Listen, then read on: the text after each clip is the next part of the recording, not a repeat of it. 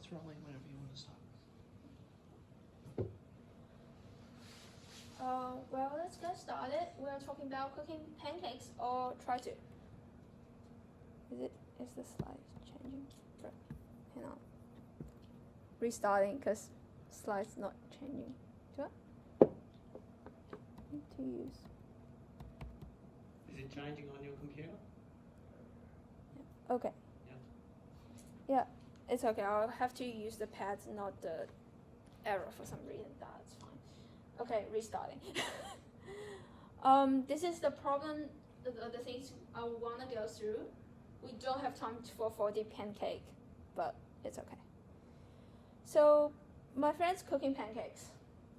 He got a stack of pancakes of different size, and his goal is to sort them from smallest to biggest in reasonable time. He's German, so he does appreciate efficiency. The only allowed operation is you get to pick up a stack of n pancake from the top, where m is less or equal to n, and flip that.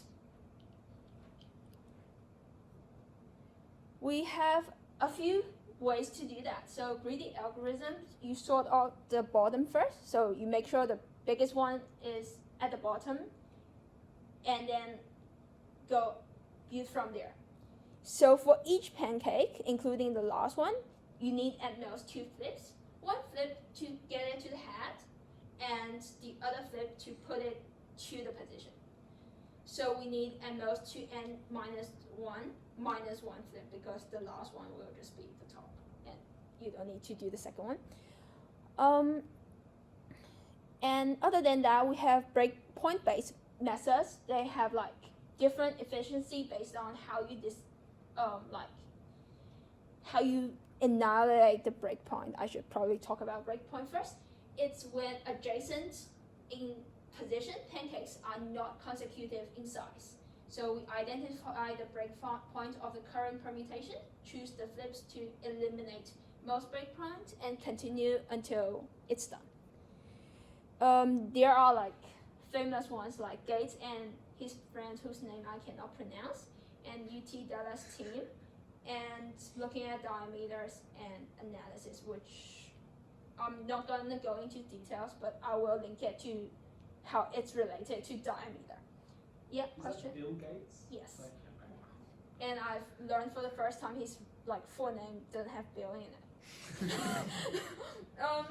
Yeah, I read the Dallas team one. The paper didn't make sense to me, so we will focus on that. So our goal is create adjacencies in permutation until it forms a single sorted block, where we say adjacency is a pair of pancakes at consecutive positions, so they are next to each other, where their size, I'm just gonna use pi to denote that, differ by exactly O, where O is 1 unit in size.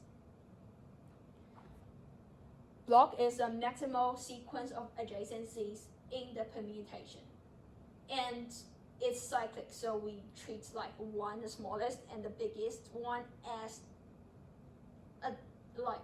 adjacent in size. It's not great, but we will resolve that later. And free element is any element that's not in a block. So we consider cases, and what do we do? If t is free, t is an arbitrary pancake, t plus O is free, then we do 1 flip to chuck them together. If it's not, and it's the first element of a block, we do 1 flip, chuck them together. It cannot be not first element in a block because we know t is free.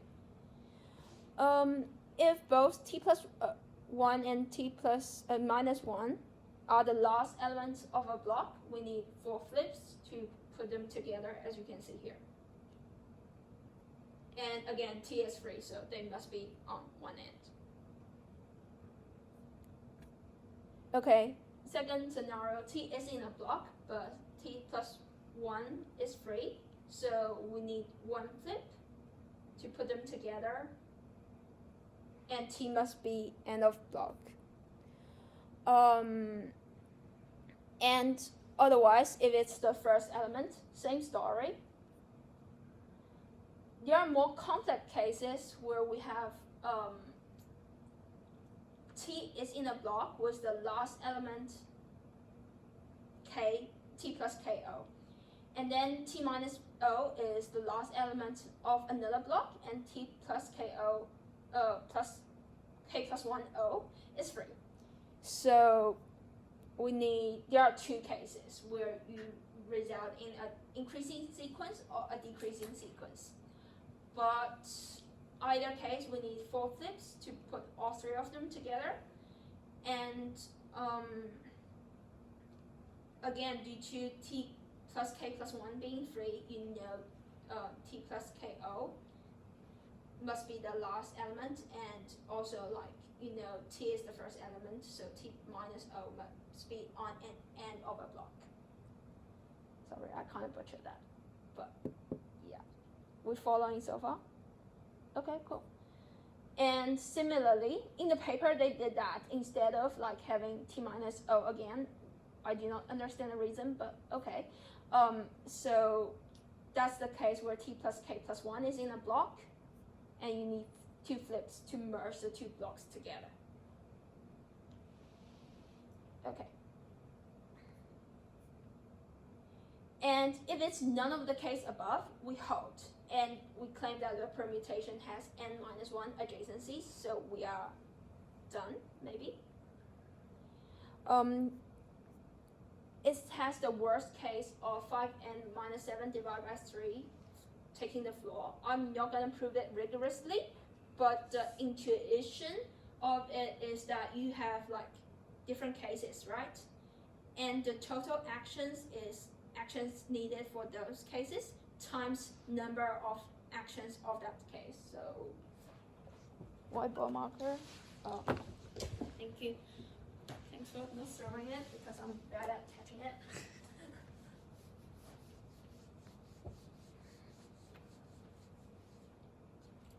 So the intuition is sum of Ci, Xi, where Ci is when we were talking about number of flips needed for each action to form a block, and then Xi is number of occurrence, let's say, occurrence of case something, and then you also keep track of how many blocks have you reduced after doing such operations for each case. So you're when it sum up to n minus 1 adjacencies, how do we choose each Xi, which is you represent it with n, which is the number of pancakes. Yeah, choose that, and worst case we got that bound. So I'm not proving it, but that's the idea of it. Okay, yeah. And this is a recap of what we've done. We got input of arbitrary permutation, and we got output of n minus 1 adjacencies. Okay, now question, is it necessarily the identity? So are we done? Yes? No? We're almost done. So we say my claim is we can do that to identity in less than or equal to form loops. Because when we were talking about it, I said 1 and n are considered adjacencies in size, and we need to fix that. This is the 2 cases where we have 2 chunks, and we need to flip them one after each other. Let's just say the second one. I was gonna make animation of it. Anyway, so you flip the k plus minus 1 element, so this section here, and then you flip the whole thing so that you can work on the n to k elements. You flip all n to have them on the top, you flip them, so you get n to 1 decreasing, and you flip everything again, you have 4 moves. You can do that for the first one as well. So the actual bound is that, plus 4.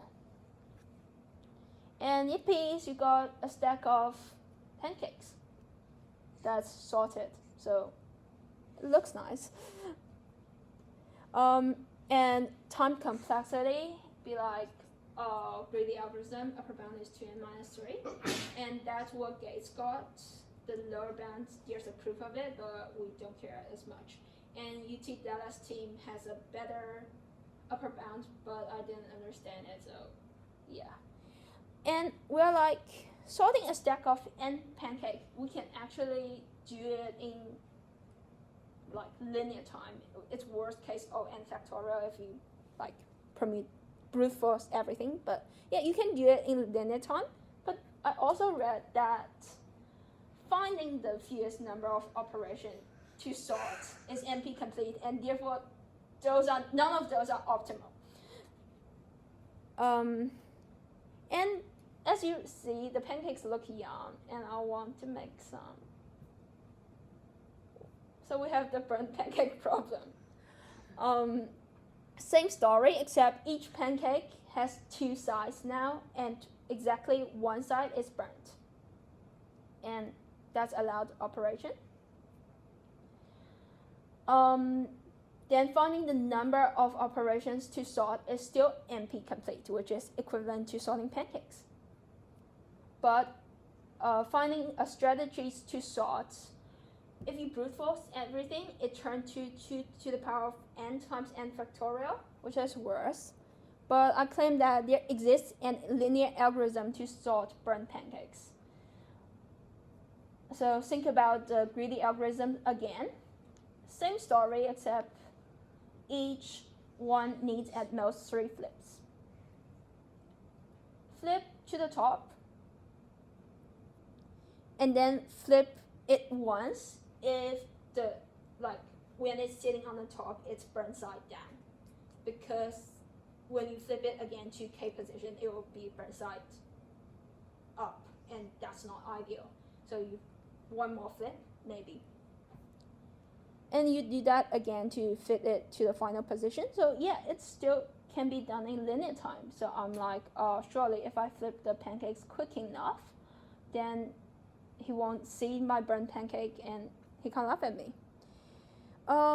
Yeah, derail from the story. We look at burnt or not burnt pancake graphs. Yes, I was trying to make it bigger, but I cannot zoom in. Anyway, the left-hand side is pancake graph P2, where each vertex is an arrangement of the pancake, and the right-hand side is burnt pancake. You can't really see it, but the burnt pancakes, you have like 1 plus or 2 plus for it to be burnt side down, and minus for it to be burnt side up. And they are connected by edges, which is allowed operations to transfer from status to status. And this is P3. So in general, a pancake graph, you have each operation will be 1 factorial of the graph. And because I tried to make BP3 and failing to, but this is a stock image from a paper that I read. And you can see that each BP, like BPN, will appear in BPN plus 1, n plus 1 times 2 times. So 2 will be 2 plus 1, 3 times 2 times in that. Okay, and in this, the notation is like if there's a bar on the top, it's flipped, otherwise it's straight. So we know what a burnt pancake graph is. So what do we know about it? It's n-regular, BPN. There is a Hamiltonian cycle, and it is weakly cyclic. We are actually proving Hamiltonian using like by proving weakly pancyclic. The definition of weakly pancyclic is there is a cycle from the girth, well, cycle of size girth, to a cycle that like extend to all vertices. And the reason for that is, you can see the girth in BP3 is just that, right?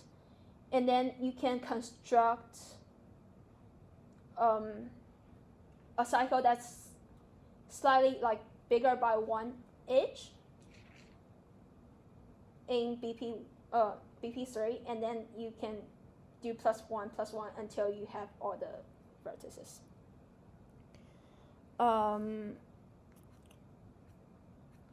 And we know it's vertex transitive, so it may as well be fully pancyclic, which means that it's weakly pancyclic no matter which vertex you pick. And we can find a minimum spanning tree of that, and if you start from the ideal or like the target one, you have an algorithm.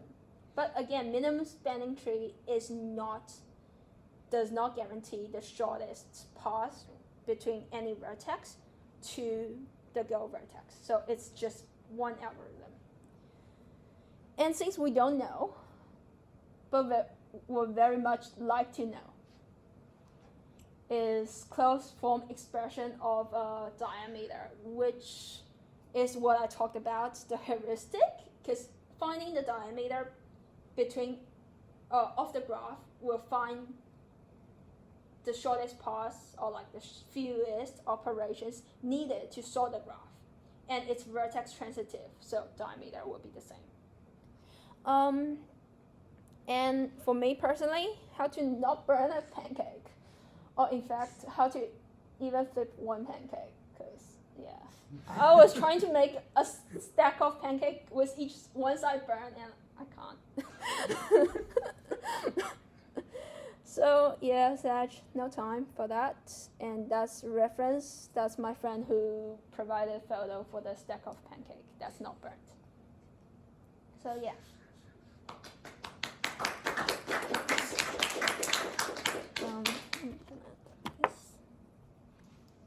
Actually, question.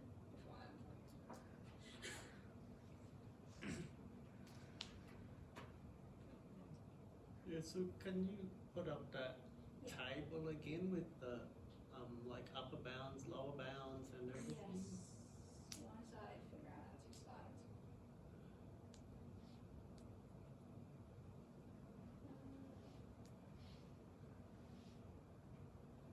That one? Yeah, so can you explain what the lower bound column means? So it seemed like, I don't know what that means. It seems like the lower bound is not something that depends on an algorithm. Lower bound is like we are talking about worst case here. We are not talking about the best case scenario, because best case scenario will be it's sorted. And the lower bound is just using that algorithm. The lower bound of the worst case is 7, is that, and I did not read into the detail of how they proved the lower bound, but I think it will be similar to upper bound. So what's the lower bound of the worst case? I mean, the worst case has a certain runtime, doesn't it? Yeah. And so are these proving that you can't have an algorithm that does it in 1.05 n for all n? I don't think it's like proving that there's no algorithm, but it's more like proving this algorithm will not run under that. You said that was an NPR problem, like showing the lower bound of all algorithms in general. Yeah, it's NP hot, so we don't actually know that. And again, I did not read proving a lower bound. Also, it wouldn't make sense if the lower bound is like or worse, because as you can see, the T. Dallas team, it's a paper in 30 years, and their lower bound is higher than the Bill Gates' lower bound, and both proof are correct, at least claim to be. So I think it will be the lower bound worst case for that algorithm rather than lower bound worst case for general. So are they estimating the worst case complexity? For Like, they their don't know algorithm. exactly. So maybe to get this straight in my head, the second row of that table is saying we promise using the Gates and Friend algorithm that the number of flips in the worst case will be between 1.06 and 1.67 n, Yes. but we don't necessarily know exactly what. Yes. That makes sense. Thank you. Right, I can pick back up. Any other question? Yeah, so is there any, I guess, info about the worst case? No matter, like, here's a messed up stack, this will take at least this many steps. And you mean, can you repeat your question? Because I didn't So, quite. so the question is like, if you take fix n equals 10, for example, is there, so among all of them, what's the one that needs the most flips? Oh, okay. So can we say there's always for every n there's always a permutation, a starting position which requires at least this many flips? Many flips. That's a good question. I think what they did in general was like choosing the xi, which is the number of occurrence of each case, so that the sum is the worst, right? I think you can like go back from choosing the occurrence of each case, like running through the algorithm, and like reverse engineer to what the initial state is. Does that answer your question? It says something about the question, I guess. Like occurrence of cases, like we have like 6 different cases, right? Yeah, 6 different cases. No, 7, 6. Yeah. Anyway, and number of flips required for each cases is like. But this is for a specific algorithm, isn't it? Yeah, it's for a specific algorithm. So independent of the algorithms, there could be a proof which says we need this many flips. Yes, but I feel like depending on the algorithm, the worst stack will be different. Like you. Yes, I know that, Yeah. but independent of the algorithm, is there a bad case? Is there we need at least? Can you do it? Is it possible that you can do it in less than n flips all the time? No, I don't think so. Because the generic lower bound is n bound. And when you say the generic lower bound, what does that mean? It means like I think it's proven that you cannot, for like any given stack, you cannot sort it within n flip. No. There exists one which can't be sorted in n flips. Yeah, like So for that's what I'm looking for. That answer to that question. But so you think n is the? I think n is the bound, Yeah. but they don't know how close or far away it is from that bound, and it's np part. So I think the direction people are working on this problem is like convert it to graph and look at the diameter and like find the bounds for the diameter, but it's not done, and it may not be able to be done because it's NP complete.